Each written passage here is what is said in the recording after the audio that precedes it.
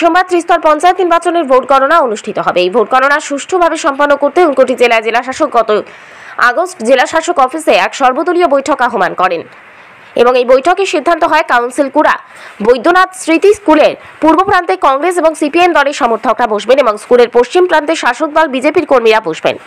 কিন্তু গতকাল দুপুরে কংগ্রেস নেতৃত্বের কাছে খবর এসে পৌঁছায় যে জেলা শাসক কংগ্রেস কর্মীদের বসার জায়গায় বিজেপি কর্মীরা নাকি দখল করে নিয়েছে। এই খবর শোনা মাত্র কৈলাসহর বিধানসভা কেন্দ্রের বিধায়ক বীরজিৎ সিনহা এবং কৈলাসহর জেলা কংগ্রেস সভাপতি বদরুজ্জামানের নেতৃত্বে কয়েকশো কংগ্রেস কর্মী জেলা শাসকের অফিসের সামনে গিয়ে ধর্নায় বসেন এবং অতিরিক্ত জেলা শাসকের সাথে কথাবার্তা বলেন। অতিরিক্ত জেলা শাসক বলেন কিছু সময়ের মধ্যে জেলা শাসক ওনার অফিস কক্ষে আসবেন। কিন্তু দীর্ঘ 5 ঘন্টা অপেক্ষা করার পর কংগ্রেস নেতাকর্মীরা জেলা শাসকের অফিসের সামনে বিক্ষোভ প্রদর্শন করতে শুরু করেন। এই বিক্ষোভ প্রদর্শনের মাত্রা ছিল তীব্র থেকে তীব্র আকারের। পরিস্থিতি এত ভয়াবহ ছিল যে যত সময় গড়িয়ে যাচ্ছে তত কংগ্রেস কর্মী আরও এসে জড়ো হচ্ছে। পরিস্থিতি একসময় নিয়ন্ত্রণের বাইরে চলে যাচ্ছিল। জেলা শাসকের অপেক্ষা করতে করতে শেষ পর্যন্ত কংগ্রেস কর্মীরা জেলা শাসকের অফিসের দিকে যাওয়া করা মাত্রই পুলিশ কংগ্রেস কর্মীদের লাঠিচার্জ করতে শুরু করে। কংগ্রেস কর্মীরা পাল্টা পুলিশের দিকে আক্রমণ ইটপাটকে শুরু করে। শেষ পর্যন্ত হঠাৎ করে ঘটনাস্থলে এসে উপস্থিত হন জেলা শাসক। জেলা শাসক ঘটনাস্থলে এসে কংগ্রেস নেতৃত্বের কাছে জানিয়ে দেন যে আগে যে সিদ্ধান্ত ছিল তা সঠিক। এরপর কংগ্রেস কর্মীরা একটি সুবিশাল মিছিলের মাধ্যমে জেলা শাসকের অফিস থেকে বেরিয়ে আহত কংগ্রেস কর্মীদের কৈলাসহর জেলা হাসপাতালে দেখতে যান। কৈলাসহর জেলা হাসপাতালে গুরুতর আহত আলমগীর আলী নামে এক যুবক আগরতলা জিবি হাসপাতালে রেফার করা হয়।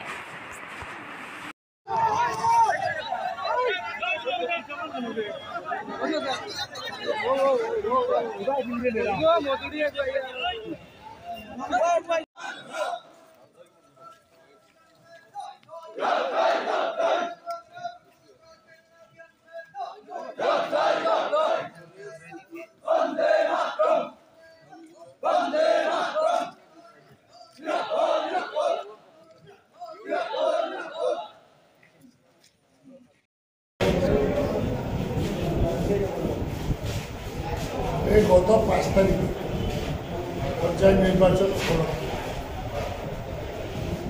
DM district returning officer district লেভেলের নেতাদের মিটিং যাচ্ছিল সর্বদলীয়। আমাদের মধ্যে ডিস্ট্রিক্ট প্রেসিডেন্ট বদরুজ্জামান চন্দ্রশেখর প্রতিনিধিত্ব করছে।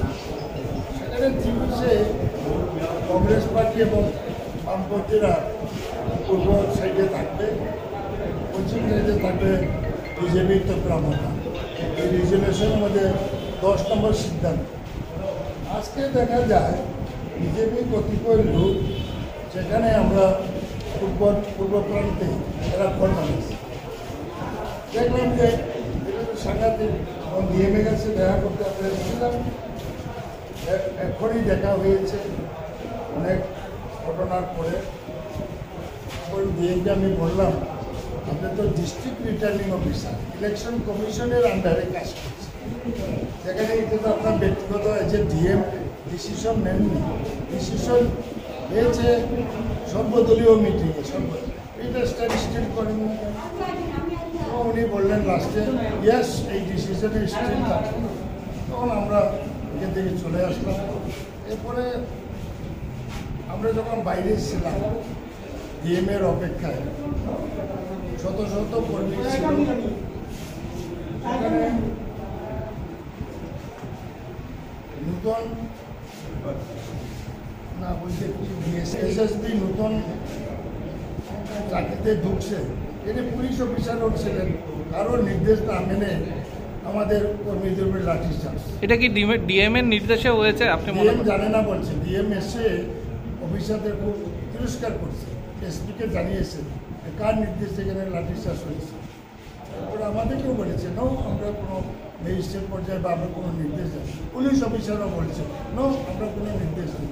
আর 7টা ওই এসএসবি এরা এইভাবে উত্তেজনার সৃষ্টি হয়েছে। কয়জন কর্মী আপাতত আহত? এখন একজন আলমগীর সিরিয়াস আহত, মাথার মধ্যে দিয়ে অনেক কষ্ট হয়েছে।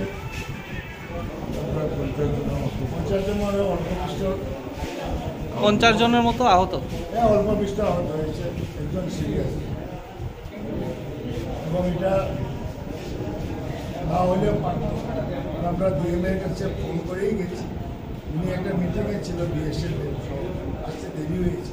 কি বিষয়ে মূলত আপনাদের আজকের যে এর আগে যে বললাম হ্যাঁ হ্যাঁ যে যেখানে আমাদের কর্মীরা যেখানে থাকবে আগে সর্বদলীয় মিটিংয়ে সিদ্ধান্ত এসেছিল পূর্ব দিকে আমরা থাকবো, যে আজকে দেখা যায় বিজেপি দখল করেছে, সেই জন্য আমরা এসেছি। তো ডিএম বলেছে না এই সিদ্ধান্ত এবার আমরা অবরোধ তুলে আমরা চলে এসেছি।